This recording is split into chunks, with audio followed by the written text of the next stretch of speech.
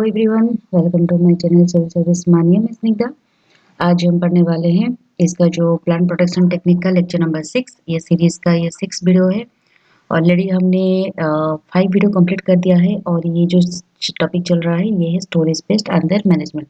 इसकी part 1 video मैं link में दे दूंगी, जिसने नहीं देखा है वहाँ पे जाकर देख लीजिए।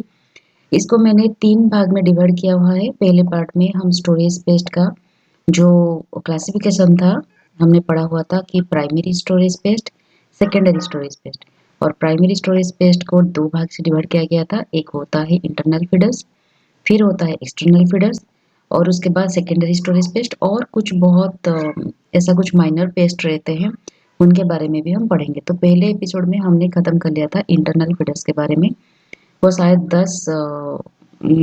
10 इंसेक्ट के बारे में, पेस्ट के बारे में हमने बात किया था, जिन्होंने पर्टिकुलरली स्टोरेज जो प्रोडक्ट होते हैं, राइस, व्हीट, कॉर्न, मेज, कुछ भी जो हम स्टोर करके रखते हुए हैं या फिर फ्लोर्स वगैरह जो भी रखते हैं उसमें लगते हैं और उसे डैमेज कर देते हैं खा के होकर या फिर कंटामिनेट करके।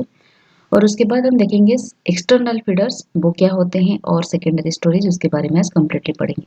और थर्ड वीडियो में हम पढ़ेंगे उसको मैनेजमेंट हम इंटीग्रेटेडली कैसे कर सकते हैं। तो चलिए शुरू करते हैं। हम पढ़ेंगे पहले रेड फ्लैग फ्लोबिलिटी। तो दोस्तों मैं आपको एक बात बता दूं, आपके दिमाग में ये तो आ रहा होगा कि इंटरनल फीडर्स क्या है, एक्सटर्नल फीडर्स क्या है। इंटरनल फीडर्स वो होते हैं जो पर्टिकुलरली, ये हो गया हमारा सीड, ठीक है। सीड का इंटरनल पार्ट जो है, कर्नल का इंटरनल जो पार्ट है उसको खाकर खत्म कर देते हैं। लेकिन जो एक्सटर्नल फीडर होते हैं वो कर्नल के आउटसाइड जितने होते हैं पार्ट उसको खाकर खराब करते हैं। तो ये होते हैं इंटरनल फीडर्स, एक्सटर्नल फीडर्स, ठीक है। तो इंटरनल फीडर के बारे में हमने ऑलरेडी खत्म कर चुके हैं। अब पढ़ेंगे एक्सटर्नल फीडर्स के बारे में। पहले आते हैं रेड फ्लोर बीटल के ऊपर। उसका साइंटिफिक नाम है ट्राइबोलियम कास्टेनियम, और ये वर्ल्ड वाइड भी दिखता है, हर एक जगह पे दिखता है। उसके जो होस्ट रेंज होते हैं ये व्हीट फ्लोर में पर्टिकुलरली पाए जाते हैं। ड्राई फ्रूट्स को खाकर खराब करते हैं, पल्सेस, सीरियल फूड्स जो भी प्रिपेयर किए गए हैं उसको भी, और कॉर्नफ्लेक्स वगैरह, ये सारी चीज़ों को ये खा के खराब कर देते हैं। तो देख सकते हैं आप इसका जो पिक्चर मैंने यहाँ दिया हुआ है, इस तरह की कुछ अपीयरेंस में वो दिखते हैं। किस तरह से डैमेज करते हैं, ये जो होते हैं बोथ लार्वा एंड अडल्ट। इसका दो लार्वा जो अडल्ट होते हैं, दो टाइप के ही वो फिर डैमेज करते हैं। उसके एडल्ट भी डैमेज करता है, लार्वा भी डैमेज करता है, और ग्रेट डैमेज करते हैं particularly hot and humid monsoon season में। ज़्यादा हॉट सीजन या फिर आपके रेनी सीजन जो हो गया उसमें भी वो ज़्यादातर डैमेज करते हैं। और उसके जो लार्वा होते हैं ये फूड के इनसाइड ही पाए जाते हैं। आपने देखा होगा, अगर आपने फ्लोर को या फिर कुछ भी पल्सेस हो गया या फिर कुछ भी राइस वगैरह या कॉर्नफ्लेक्स वगैरह ज़्यादातर अगर ज़्यादा दिन तक अगर रख लेते हो बॉक्स में, तो कुछ दिनों के बाद उसके नीचे वाले हिस्से में पाउडरी पाउडरी फॉर्म आप देख सकते हो। मतलब एकदम ग्रेइश कलर की हो जाएगी, उसके चारों तरफ फंगाल की तरफ आ जाएगी, और नीचे वाला रीजन जो होता है एकदम फ्लोर फ्लोर की तरह, मतलब कुछ फ्लोर की तरह नीचे जमा हुआ होता है। उस तरह की चीजें वो कर लेते हैं, और इसके अंदर छोटा छोटा लार्वा भी वो अपने छोड़ देते हैं, ठीक है। टनल बना देते हैं फ्लोर के अंदर, और ग्रैनुलर फूड प्रोडक्ट्स बना देते हैं उसको खाने की, एकदम एकदम डैमेज कर देते हैं वो खाने की। मतलब आप सुइटेबल ही नहीं हो पाता, ठीक है। इंसेक्ट होता है जो पेस्ट होता है उसका नाम है इंडियन मील मॉथ। ये भी काफ़ी प्रॉब्लम क्रिएट करता है। इसका साइंटिफिक नाम है प्लोडिया इंटरपुंक्टेला। इसका ये साइंटिफिक नेम इतना जरूरी नहीं है, पर्टिकुलरली इंसेक्ट जरूरी है, ये जो पेस्ट जरूरी है। इसका होस्ट रेंज भी उसी तरह से grain, meals, breakfast foods, soybean, dried fruits, nuts, dried roots, herbs, dead insect, ये सभी में ये पाए जाते हैं। इसका डैमेज सिस्टम एकदम सिमिलर है। ये जो क्रॉलिंग कैटरपिलर होते हैं, ये जो कैटरपिलर के टाइप होते हैं, ये पर्टिकुलरली ये जो फूड होता है, फूड के चारों तरफ एक वेब की तरह क्रिएट करता है, एक वेब की तरह फॉर्मेशन कर देता है और कंप्लीटली उसको खराब कर देता है। और इसका जो मॉथ होता है ये एक जगह से दूसरी जगह स्प्रेड करके कंटामिनेशन क्रिएट करते हैं, ठीक है। तीसरा आ गया पेस्ट आलमंड मथ, जिसको बोलते हैं, और फिग मथ। ये भी वर्ल्ड वाइड पाए जाते हैं। इसके होस्ट रेंज जो होते हैं, ड्राइड फ्रूट्स जितने सारे होते हैं, आलमंड से नाम से आप पहचान सकते हो, currants, raisins, dried apples, dates, berries, peaks, almonds, walnuts, tamarind seeds, ये सभी में ही पाए जाते हैं। और इसको भी जो लैक लैक होता है, it is also been recorded on lac, malted milk जो होता है, ड्राइड मैंगो होता है, पल्प, गार्लिक बॉल्स, ये सारी चीज़ों में भी उनको पाए जाते हैं। ये डैमेज सिस्टम होते हैं, ये जो कैटरपिलर होते हैं, ये फूड मटेरियल में टनल करके टनल की तरह प्रेजेंट होते हैं। नंबर ऑफ सिल्कन ट्यूब भी समटाइम्स एक्सट्रीमली हाई, में से जो कैटरपिलर चारों तरफ ग्रेन की चारों तरफ एक वेव की तरह फॉर्मेशन करते हैं ना सिल्क थ्रेड में, ये आपको फूड में मतलब फूड में बहुत सारे ऐसे पाए जाते हैं। और these clog the mill machinery where the infested grains have been sent for milling। अगर इसको मिलिंग में भी आप भेजते हो, ये मील को भी कंजेस्ट कर देते हैं, ठीक है, खराब कर देते हैं। नेक्स्ट जो पेस्ट है इसका नाम है राइस मॉथ। ये भी सिमिलर पैटर्न पे डैमेज करता है फ्लोर को। जैसे कि डिस्ट्रीब्यूशन, ये इसका साइंटिफिक नेम हो गया। डिस्ट्रीब्यूशन में Asia, Africa, north America, Europe. Important store grain paste, ये इंडिया पाकिस्तान में ज़्यादातर पाए जाते हैं। राइस मॉथ मतलब राइस में ज़्यादातर ये मिलते हैं। और राइस, सुरगम, मेज, groundnut, cotton seed, milk products, cocoa beans, resins, ये हर एक चीज़ में भी वाइल्ड प्रोडक्ट में ये डिफरेंट तरह के डाइवर्स प्रोडक्ट में ही पाए जाते हैं।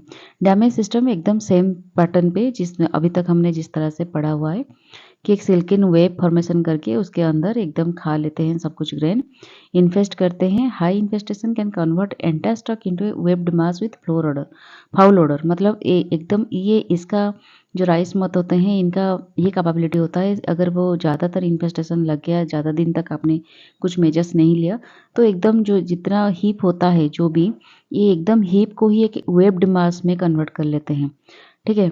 तो इस तरह की क्रिएशन वो करते हैं।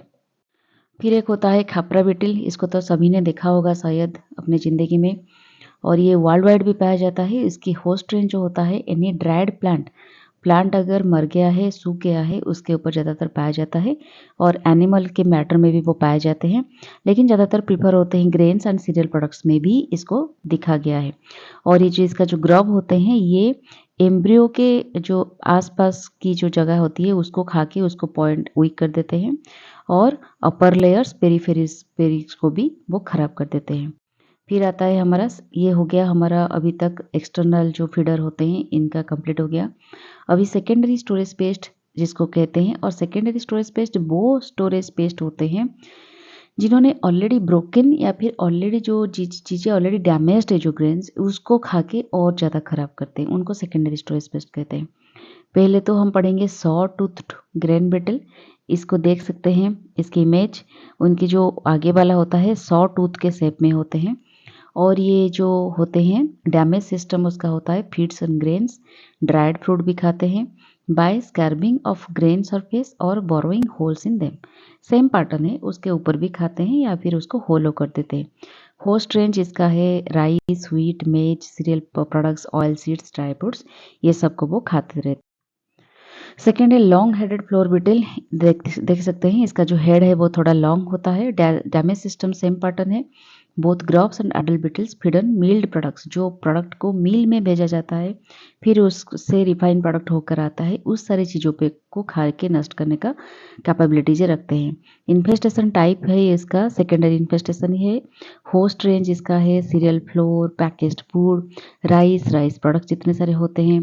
सेकेंडरी इन्फेस्टेशन जो सोरगम और व्हीट का जो सेकेंडरी प्रोडक्ट है उसको भी वो खा के डैमेज करते हैं। अदर कुछ सेकेंडरी प्रोडक्ट्स के स्टोरेज पेस्ट के बारे में हम पढ़ेंगे, जैसा है फ्लैट ग्रेन बीटल, और इसको कहा जाता है क्रिप्टोलेस्टेस माइनूटस, ठीक है। ये इसका फैमिली है, इसका ऑर्डर है। Both groves and adults feed on broken grains and on milk products. Store secondary मतलब ब्रोकन, डेफिनेटली ब्रोकन ग्रेन्स होगा या फिर ऑलरेडी जो भी इन्फेस्टेड होता है उसको भी खाते हैं।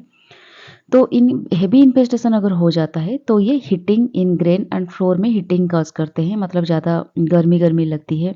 ये राइस, मेज, व्हीट, ये सारी चीज़ों को भी एक्सेसिव ब्रोकन जो होता है उसको खा के ख़राब करते हैं। डिफरेंट फ्लोर्स में लगते हैं, ग्राउंड नट में लगते हैं, और जो ग्राउंड नट में ज़्यादा मॉइस्चर रहता है, ओल्ड मोल्डी ग्रेन्स होते हैं, उनमें ज़्यादातर ये पाए जाते हैं। फिर होते हैं ग्रेन लाइस। ठीक है। ग्रेन लाइस मतलब हमारे जो ह्यूमन में लाइस होते हैं उसकी तरह दिखते हैं, छोटे छोटे कीड़े वगैरह, और they are scavengers affecting only germ portion in heavy infestation. ठीक है। It thrive on insect fragments and broken grains, it attacks all starchy material. जितने सारे स्टार्ची फूड होते हैं वो स्टार्ची फूड में ज़्यादातर पाए जाते हैं। फिर ग्रेन माइट, जो माइट लगते हैं प्लांट में, आपने देखा होगा माइट किस तरह से प्लांट के नीचे वाला हिस्सा में वो लगते हैं। ये सरफेस ऑफ द ग्रेन लगते हैं और इसी particularly serial grains, floor and other eatable चीज़ों में भी वो लगते रहते हैं। तो दोस्तों स्टोरेज सेकेंडरी स्टोरेज पेस्ट के बाद कुछ इस तरह की स्टोरेज पेस्ट भी आते हैं जिनको माइनर पेस्ट करते कहते हैं, और ये ज़्यादातर इतने बड़े आकार से इन्फेस्टेशन नहीं करते, फिर भी ये करते रहते हैं। जैसे कि कैडेला हो गया, कैडेले, ब्लैक फंगस बिटिल, ये सारी चीज़ें भी होते हैं। फिर अब हम देखेंगे कि स्टोरेज पेस्ट के द्वारा क्या डैमेज होता है। पहले तो वेट एंड वॉल्यूम लॉस हो जाती है। जितना भी वेट होता है ग्रेन की या फिर प्रोडक्ट्स की, उसका धीरे धीरे वॉल्यूम और वेट दोनों ही खराब हो जाते हैं। फिर न्यूट्रिशनल डिग्रेडेशन होता है डेफिनेटली, कि कंटामिनेट हो गया या फिर उसको खा के उसके अंदर वो जो न्यूट्रिएंट वगैरह है वो खा लेते हैं, जिसकी वजह से कंप्लीटली न्यूट्रिशनल वैल्यू डिक्रीज हो जाती है। कंटामिनेशन हो जाती है, वो खा के जितने सारे फेसेस निकलता है, वेबिंग कर लेते हैं चारों तरफ, और ओडर्स निकलता है जिसमें कंटामिनेट हो जाता है और तबीयत खराब हो जाती है अगर हम उसको खाते रहते हैं। तो सीड वायबिलिटी, अगर सीड में लग जाता है तो सीड ज़्यादातर ग्रो नहीं कर पाती, वो सीड एकदम खराब हो जाती है, मतलब उसको डिस्कार्ड करना पड़ता है। फिर सेकेंडरी इश्यूज होता है जैसे कि increase susceptibility to mould and secondary infestation, disease भी लग जाती है, पेस्ट लग जाती है, डिफरेंट तरह की सेकेंडरी इश्यूज क्रिएट होती है। तो इसके साथ हमारा स्टोरेज पेस्ट का ये वाला टॉपिक खत्म हुआ। अब हम पढ़ेंगे इसकी मैनेजमेंट कैसे करेंगे, जो कि पर्टिकुलरली इंटीग्रेटेड मैनेजमेंट के साथ। इंटीग्रेटेड मैनेजमेंट भी हमें करना होगा स्टोरेज पेस्ट को। हम सिर्फ केमिकल ट्रीटमेंट नहीं कर सकते या फिर सिर्फ फिजिकल या फिर मैनुअल ट्रीटमेंट नहीं कर सकते, तो हमें इंटीग्रेटेडली इसको मेजर्स लेना पड़ेगा। तो इसके बारे में हम नेक्स्ट एपिसोड में पढ़ेंगे। तो तब तक के लिए stay tuned with my channel. अगर किसी को कुछ डाउट है या फिर कुछ और मतलब मेरा वीडियो किस तरह से लग रहा है, अगर आप चाहते हो तो कमेंट मुझे करके बता सकते हो, और ज़रूर सब्सक्राइब कर लीजिए मेरे चैनल को। तब तक के लिए tata, bye bye and take care.